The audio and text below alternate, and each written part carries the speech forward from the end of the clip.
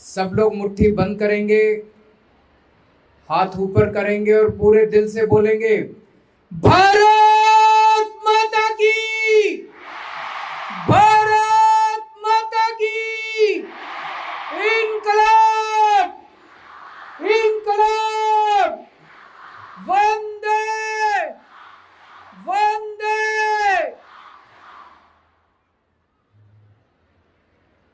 सभी दिल्ली वासियों को, सभी देशवासियों को 74वें गणतंत्र दिवस की बहुत बहुत शुभकामनाएं, बहुत बहुत बधाई आप सब लोगों को। आज हम एक तरफ 74वां गणतंत्र दिवस मना रहे हैं और दूसरी तरफ आजादी के 75 साल मना रहे हैं। 75 साल का अमृत महोत्सव मना रहे हैं। हमारे देश के स्वतंत्रता सेनानियों ने,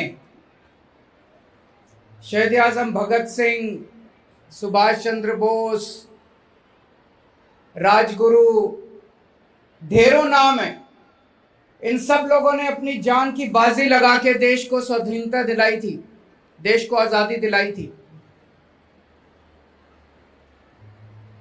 आजादी दिलाने के लिए उन्होंने कोई कसर नहीं छोड़ी, अपनी जान की बाजी लगा दी। लेकिन आजादी दिलाने के बाद उन्होंने हमारे ऊपर बहुत बड़ी जिम्मेदारी छोड़ी है। इस आजादी को और जनतंत्र को, गणतंत्र को कायम रखने की, संभाल के रखने की और इसको और सुदृढ़ करने की जिम्मेदारी आजादी के बाद की पीढ़ियों के ऊपर छोड़ के वो सब लोग चले गए। और आज गणतंत्र दिवस के 74वां गणतंत्र दिवस मना रहे हैं। उसमें दो बातें बड़ी महत्वपूर्ण हो जाती हैं।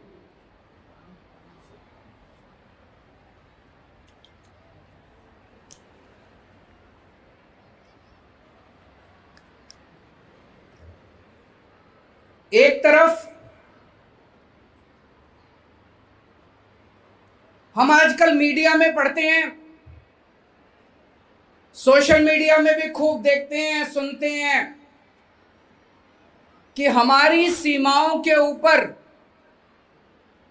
चाइना पिछले कुछ वर्षों से हमें आंखें दिखा रहा है। आज ही देश के एक बहुत नामी गिरामी अखबार में छपा है कि चाइना ने हमारे देश की कुछ धरती, कुछ जमीन के ऊपर कब्जा कर लिया। यह हम सब लोगों के लिए चिंता का विषय, सभी भारतवासियों के लिए चिंता का विषय। उन लोगों से, चाइना के सैनिकों से हमारे सैनिक, उनसे लड़ने में कोई कसर नहीं छोड़ते। अपनी पूरी बहादुरी के साथ हमारे सैनिक चाइना का मुकाबला कर रहे हैं बॉर्डर के ऊपर। एक तरफ हमारे सैनिक चाइना का मुकाबला कर रहे हैं बॉर्डर के ऊपर, तो दूसरी तरफ पूरे देश को, सारी सरकारों को, हर भारतवासी को हमारा भी फर्ज बनता है कि हम उनकी इस लड़ाई में कंधे से कंधा मिला के साथ दें। हमारा भी फर्ज बनता है कि चाइना को कड़ा संदेश दिया जाए कि भारत यह बर्दाश्त नहीं करेगा।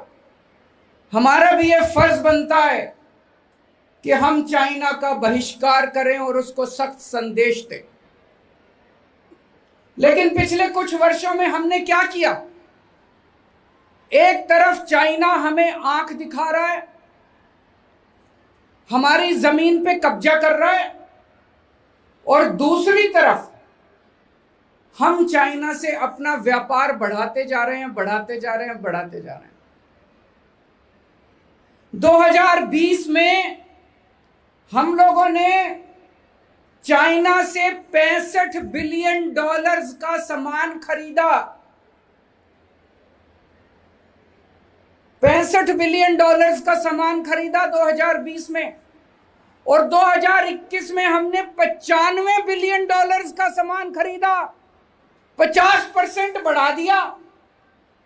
हम तो चाइना को और अमीर बनाते जा रहे हैं, उनसे और सामान खरीद रहे हैं, उनको और पैसा दे रहे हैं। हमारे ही पैसे से वो और हथियार खरीद रहे हैं, और सैनिकों की भर्ती कर रहे हैं, और हमारे ऊपर आक्रमण कर रहे हैं। ये तो सही नहीं है। अगर किसी से झगड़ा हो तो हम उससे और सामान थोड़ी खरीदेंगे, और ज्यादा सामान थोड़ी खरीदेंगे। और क्या खरीद रहे हैं हम चाइना से? चप्पल खरीद रहे हैं, जूते खरीद रहे हैं, गद्दे खरीद रहे हैं, कुशन खरीद रहे हैं, चश्मे खरीद रहे हैं। ये सारी चीजें तो हम भी बना सकते हैं, हमारे देश में ज्यादा अच्छी बन सकती है।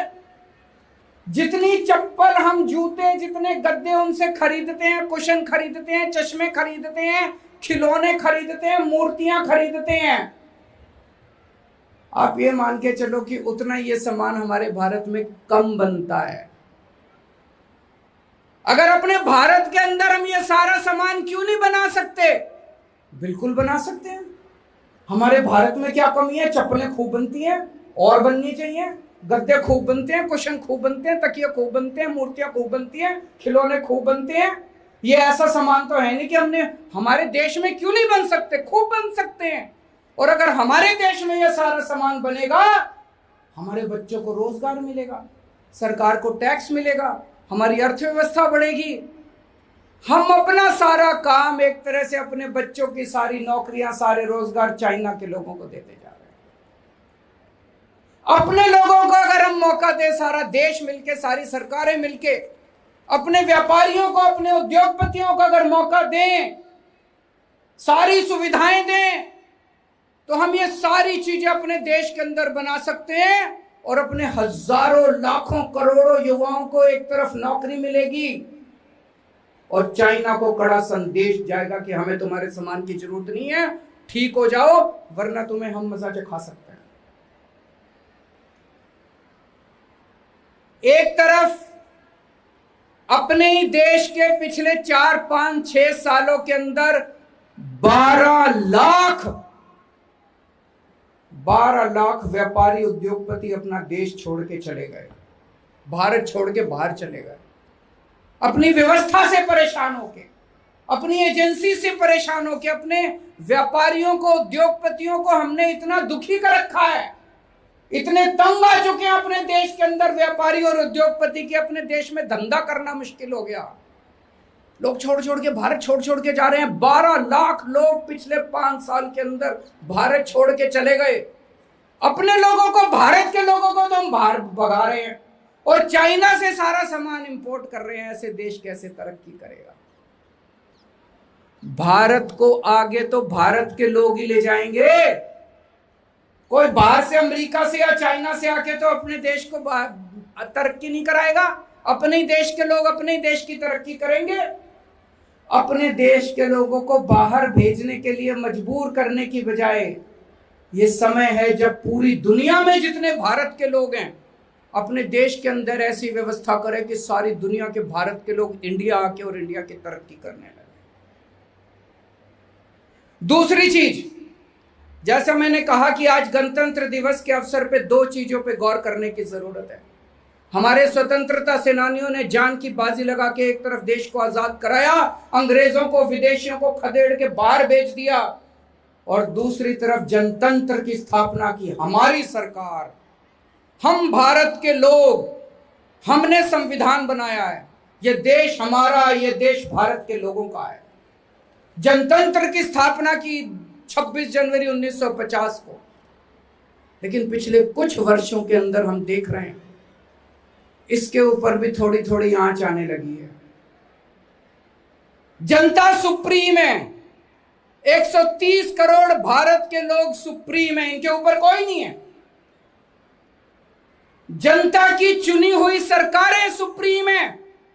जनता वोट डालती है, वोट डाल के अपनी सरकार चुनती है, वो सरकारें सुप्रीम है। जो जनता कहेगी वही वो सरकार करेगी। जनता के ऊपर कोई नहीं है, जनता की चुनी हुई सरकारों के ऊपर कोई नहीं है। लेकिन पिछले कुछ सालों में हम देख रहे हैं एक राज्य ऐसा है जहां पे वहां के गवर्नर ने, जनता की चुनी हुई सरकार ने इतने कानून पास करे, गवर्नर कानून पे दस्तखत करने को तैयार नहीं है। जो कानून जनता ने पास करे, जो कानून जनता की चुनी हुई सरकार ने पास करे, क्या एक आदमी उन कानूनों को रोक सकता है? जनता के हित के कानून, जनता के लिए बने कानून, क्या एक आदमी को यह अधिकार होना चाहिए कि वो जनता की अभिलाषाओं को, जनता की कामनाओं को, जनता के कामों को रोक दे? ये तो जनतंत्र नहीं है। इसलिए तो हमारे लोगों ने आजादी के लिए लड़ाई नहीं लड़ी थी। एक और राज्य, वहां पे वहां के मुख्यमंत्री ने गवर्नर को लिखा, हम फलानी तारीख को अपनी विधानसभा का सत्र बुलाना चाहते हैं। जनता की सरकार को, जनता की चुनी हुई सरकार को पूरा अधिकार है, वो जब मर्जी विधानसभा का सत्र बुलाएं। गवर्नर ने वापस लिखा, क्यों बुलाना चाहते हो, क्या काम है, क्या करोगे विधानसभा का सत्र बुला के? अरे वाह, विधानसभा का सत्र बुलाने में क्या गवर्नर पूछ सकता है सरकार से? क्या गवर्नर पूछ सकते हैं सरकार से क्यों बुलाना चाहते हो? मुख्यमंत्री ने जवाब दिया, जी इसलिए बुलाना चाहते हैं। गवर्नर कहता है, मेरे को यह कारण मंजूर नहीं है, सत्र नहीं बुलाया जाएगा। ये जनतंत्र नहीं है, ये तो जनतंत्र का मजाक उड़ाया जा रहा है। एक तरह से एक व्यक्ति विशेष के अंदर जनतंत्र को गुलाम बना दिया गया है। कई राज्य ऐसे हैं, मैं पढ़ता हूं अखबारों के अंदर, जहां पे चुनी हुई सरकारों ने अपनी अपनी यूनिवर्सिटीज के वाइस चांसलर बनाए और वहां के राज्यपालों ने वाइस चांसलर को बर्खास्त कर दिया, डिसमिस कर दिया, कैंसिल कर दिया, रिजेक्ट कर दिया। ये क्या बात है? इसके लिए तो हमने अपने देश की आजादी नहीं ली थी, इसके लिए तो अपने सेनानियों ने कुर्बानी नहीं करी थी। और कई राज्य ऐसे हैं जहां पे दिन ब दिन, डे टू डे बेसिस पे चुनी हुई सरकारों को तंग किया जाता है। तो आज 74वें गणतंत्र दिवस के अवसर पे पूरे देश को यह सोचने की जरूरत है कि कहीं ऐसा तो नहीं कि हमारे जनतंत्र के ऊपर भी एक डार्क, काला साया पड़ता जा रहा है। उसको कैसे निपटा जाए, पूरे देश को इसके बारे में सोचने की जरूरत है। दिल्ली के लोगों, दिल्ली वालों, पिछले 7-8 साल के अंदर दिल्ली में आप लोगों ने जितने काम करे, इतने विकास के काम करे, इतने काम करे, आज केंद्र सरकार की रिपोर्ट ये कहती है कि पूरे देश में सबसे कम महंगाई दिल्ली के अंदर है। महंगाई तो है, पूरे देश में है, चीजें महंगी होती जा रही हैं, पूरे देश में महंगी होती जा रही हैं, लेकिन पूरे देश में सबसे कम महंगाई दिल्ली के अंदर है। दिल्ली में महंगाई की दर है 3%। गुजरात में महंगाई की दर है 7%।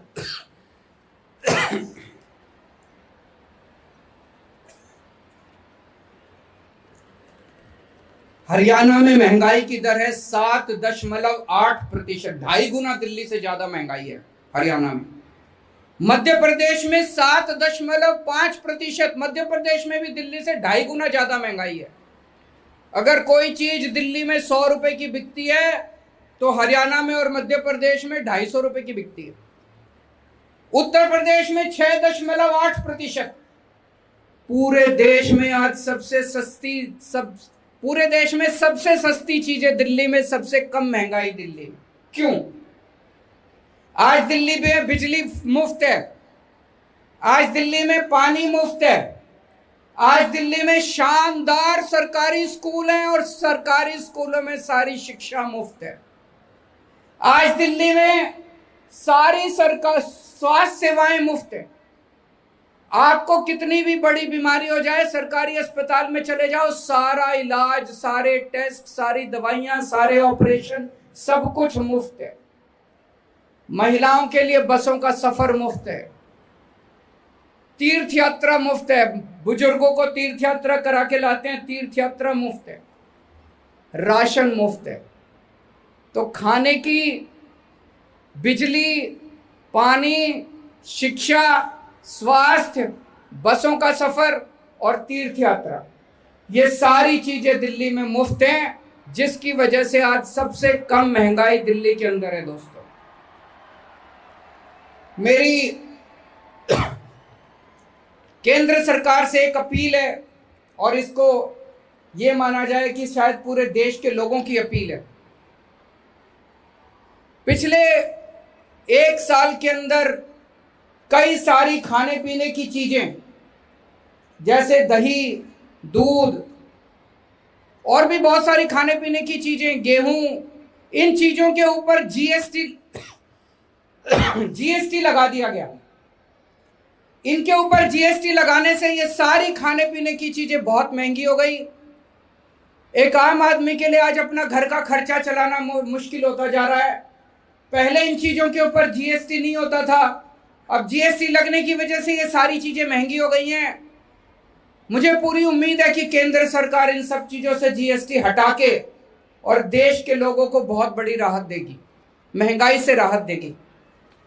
जीएसटी के सिलसिले में मेरी कई व्यापारियों से भी बात होती है। आज जीएसटी जिस तरह से लागू किया जा रहा है, इसमें ढेरों कमियां हैं।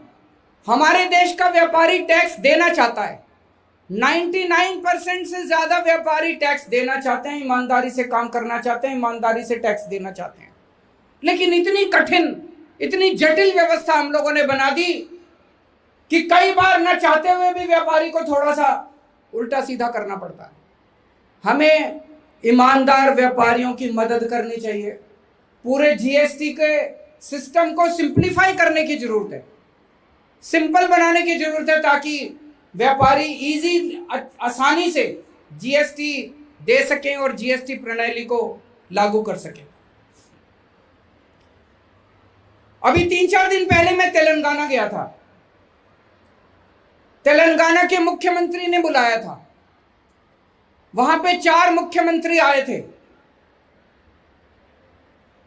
तेलंगाना सरकार ने एक बहुत शानदार कार्यक्रम शुरू किया है। तेलंगाना में 4 करोड़ की जनसंख्या है। उन्होंने 4 करोड़ लोगों की आंखों का टेस्ट करवा रहे हैं। वो सारे, हर आदमी, बच्चा, बूढ़ा, आदमी, औरत, जवान, गरीब, अमीर, सबकी आंखों का फ्री में टेस्ट करा रहे हैं। बहुत अच्छी बात है। जिन जिन की आंखों में कुछ गड़बड़ निकलेगी और लगेगा चश्मे की जरूरत है, सरकार उनको फ्री में चश्मा देगी। बहुत अच्छी बात है। और अगर जरूरत पड़ेगी, जिन जिन लोगों को जरूरत पड़ेगी, उनको सरकार फ्री में उनका ऑपरेशन करवाएगी। तो एक तरह से पूरे तेलंगाना में 4 करोड़ लोगों की आंखों का ख्याल सरकार फ्री में रखने जा रही है। मुझे बहुत अच्छा लगा देख के, और मैंने वहीं ऐलान किया मैं दिल्ली में भी इसको लागू करूंगा। दिल्ली के अपने 2-2.5 करोड़ लोगों की सबकी आंखों का फ्री में हम टेस्टिंग कराएंगे, फ्री में चश्मे देंगे, फ्री में उनका ऑपरेशन कराएंगे। मुझे लगता है हमें सब लोगों को एक दूसरे से सीखने की जरूरत है। आज तेलंगाना ने यह काम करा, हम सीख के आए, हम दिल्ली में करेंगे। पंजाब के मुख्यमंत्री भगवंत मान साहब ने भी वहीं पे ऐलान करा कि पंजाब में भी करेंगे। दिल्ली में हमने मोहल्ला क्लिनिक बनाए। तेलंगाना के मुख्यमंत्री साहब यहां पे मोहल्ला क्लिनिक देखने आए, उन्होंने वहां जाके उसको चालू किया। दिल्ली में हमने स्कूल अच्छे कर दिए। तमिलनाडु के मुख्यमंत्री स्टैलिन साहब दिल्ली आए, उन्होंने दिल्ली के सरकारी स्कूल देखे, उनको बड़ा अच्छा लगा, उन्होंने जाके अपने सरकारी स्कूल अच्छे करने चालू कर दिए। मेरे को याद है बचपन से 10वीं क्लास से सुनते थे, 10वीं क्लास से जब बच्चे होते थे तब से सुना करते थे केरला में स्कूल बड़े अच्छे हैं, केरला में हेल्थ सिस्टम बड़ा अच्छा है। मेरे को ये नहीं समझ आया यार, इतने सालों से केरला में हेल्थ और स्कूल अच्छा है, तो उनसे सीख के बाकी देश में हम लोगों ने क्यों नहीं कर लिया अभी तक? हम एक दूसरे से क्यों नहीं सीखते? मैं जैसे जैसे जितना जितना देश में घूम रहा हूं, मेरे को लग रहा है ऐसी कोई समस्या नहीं है जिसका समाधान हमारे देश के किसी ना किसी राज्य ने, किसी ना किसी गांव ने ना निकाल रखा हो। हर समस्या का समाधान निकाल रखा हम लोगों ने। किसी समस्या का समाधान तमिलनाडु ने निकाल रखा है, किसी का मध्य प्रदेश ने निकाल रखा है, किसी का वेस्ट बंगाल ने निकाल रखा है, किसी का असम ने निकाल रखा है। लेकिन हम आपस में सीख ही नहीं रहे। आपस में सीखेंगे, सारे देश की सारी समस्याओं का समाधान निकल सकता है। पर हम आपस में सीख नहीं रहे, हम आपस में लड़ रहे हैं। इतना लड़ते हैं हम आपस में, इतना लड़ते हैं। क्या जरूरत है लड़ने की? अभी आजकल मैं देख रहा हूं जुडिशरी से लड़ रहे हैं। बताओ, जुडिशरी से लड़ने की, जजों से लड़ने की क्या जरूरत है यार? ये अच्छा संदेश नहीं जाता पूरे देश के अंदर। सारी राज्य सरकारों से लड़ रहे हैं, किसी को काम नहीं करने देते, सारी राज्य सरकारों से लड़ रहे हैं, किसानों से लड़ रहे हैं, स्टूडेंट से लड़ रहे हैं, व्यापारियों से लड़ रहे हैं, उद्योगपतियों से लड़ रहे हैं। मुझे लगता है अगर हम ये लड़ाई झगड़ा छोड़ के प्यार और मोहब्बत के साथ सारे एक दूसरे से सीखें और पूरा देश 130 करोड़ लोगों का देश एक होके काम करे, तो हमारे देश को दुनिया का नंबर 1 देश बनाने से कोई माई का लाल नहीं रोक सकता। पिछले 7 सालों में आप लोगों ने, दिल्ली के 2.5 करोड़ लोगों ने कमाल करके दिखाया है। और मैं अब आप लोगों को कई सारी खुशखबरियां देना चाहता हूं। ये जो मैं कहने जा रहा हूं, ये मैं नहीं कह रहा, केंद्र सरकार ने बहुत सारे सर्वे कराए हैं, कई सारी स्वतंत्र एजेंसीज ने बहुत सारे सर्वे कराए हैं और उनकी फाइंडिंग है, पहला, दिल्ली देश का स्टार्टअप कैपिटल बन चुका है। सबसे ज्यादा स्टार्टअप अब पूरे देश में दिल्ली में शुरू हो रहे हैं। पिछले साल 5000 से ज्यादा स्टार्टअप्स दिल्ली के अंदर हुए। पहले बेंगलोर देश का नंबर 1 स्टार्टअप कैपिटल था, अब बेंगलोर हमसे पीछे चला गया। पिछले साल दिल्ली में 5000 से ज्यादा स्टार्टअप शुरू हुए, बेंगलोर में 4514 स्टार्टअप शुरू हुए। दिल्ली देश की ईवी कैपिटल बन चुका है। इलेक्ट्रिक व्हीकल्स, सबसे ज्यादा इलेक्ट्रिक व्हीकल्स पूरे देश में आज दिल्ली में बिक रहे हैं। पहले कर्नाटका ईवी कैपिटल था, अब कर्नाटका नंबर 2 आ चुका है, दिल्ली नंबर 1 बन चुका है। जितने भी व्हीकल्स खरीदे जाते हैं दिल्ली में 10%, 10.2% दिल्ली में जो नए व्हीकल्स खरीदे जाते हैं वो इलेक्ट्रिक व्हीकल्स खरीदे जाते हैं, और कर्नाटका में 6.3% व्हीकल्स इलेक्ट्रिक व्हीकल्स खरीदे जाते हैं। दिल्ली देश का ग्रीन कैपिटल, मेगा सिटीज के अंदर ग्रीन कैपिटल बन चुका है। जो बड़े बड़े शहर हैं, दिल्ली में आज प्रति व्यक्ति per capita 9.6 square metre area में पेड़ या वन हैं। प्रति व्यक्ति 9.6 स्क्वायर मीटर एरिया में पेड़ हैं या वन हैं दिल्ली के अंदर। हैदराबाद में 8.2 हैं, बेंगलोर में 7.2 हैं, मुंबई में 5.4 हैं, चेन्नई में 2.1 हैं, अहमदाबाद में 1.2 हैं। पूरे देश में बड़े शहरों में सबसे ज्यादा पेड़ और सबसे ज्यादा वन दिल्ली के अंदर सबसे ज्यादा डेंसिटी है। दिल्ली देश की एजुकेशन कैपिटल बन चुका है। कुछ स्वतंत्र संस्थाओं ने सर्वे करवाया था देश के सारे सरकारी स्कूलों का। पूरे देश में जो टॉप के 10 सरकारी स्कूल हैं, पूरे देश में टॉप के 10 सरकारी स्कूलों में 5 सरकारी स्कूल दिल्ली के हैं। टॉप के 10 में 5 सरकारी स्कूल दिल्ली के हैं। बहुत बड़ी बात है, देशवासियों के लिए बहुत गर्व की बात है। आज आपकी सरकार अपने पूरे बजट का 25% हर साल, पिछले 8 साल से हर साल 25% शिक्षा पे खर्च करती है। पूरे देश में शिक्षा पे खर्च होने वाला ये सबसे ज्यादा बजट है। कोई राज्य सरकार, केंद्र सरकार इतना बजट शिक्षा पे खर्च नहीं करती है। पिछले 7 सालों के अंदर दिल्ली के सरकारी स्कूलों में एडमिशन लेने वाले बच्चों की संख्या बहुत ज्यादा बढ़ गई। 21% बढ़ोतरी हुई है गवर्नमेंट एनरोलमेंट में, गवर्नमेंट स्कूलों के। हमारी सरकार बनने के पहले 14.5 लाख बच्चे पढ़ते थे सरकारी स्कूलों में, आज 18 लाख बच्चे सरकारी स्कूलों में पढ़ते हैं। बहुत सारे लोगों को जानता हूं जो अपने बच्चों का नाम प्राइवेट स्कूलों से कटा कटा के सरकारी स्कूलों में भर्ती करा रहे हैं। चमत्कार है, अद्भुत चमत्कार है। पहले दिल्ली के सरकारी स्कूलों के नतीजे जो आते थे 80-82% बच्चे ही पास होते थे। पिछले साल 99.7% बच्चे पास हुए हैं। 99.7% बच्चे। प्राइवेट स्कूलों से 6% ज्यादा बेहतर नतीजे आए हैं दिल्ली के सरकारी स्कूलों में। हमारी दिल्ली देश का हेल्थ कैपिटल बन चुकी है।